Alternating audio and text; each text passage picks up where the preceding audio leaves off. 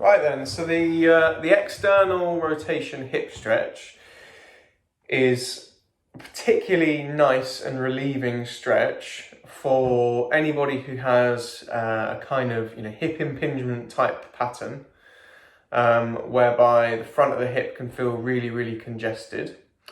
It's also particularly nice for anybody who feels like they have very tight hip flexors or they spend a lot of the time in flexion. Golfers, cyclists, anyone like that where they're slightly kind of hunched over.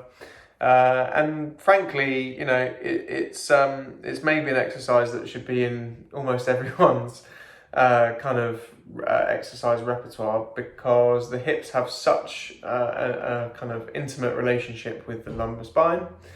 And quite often we lose this extended, externally rotated position. Okay, so really nice exercise, this one, and you just have to be very deliberate with your back leg position. Okay, so if I was going to be doing this, I've just got something for my knee because it can get quite bony through the front there. You're just in a fairly typical hip flexor stretch position, and then what I want you to do is, whilst keeping everything nice and still, turn your back foot across your body like that. Okay, so what's kind of happened is I'm through here and now I've sent it out through there. Okay, but I'm going to come back front on so you can see the next bit more easily.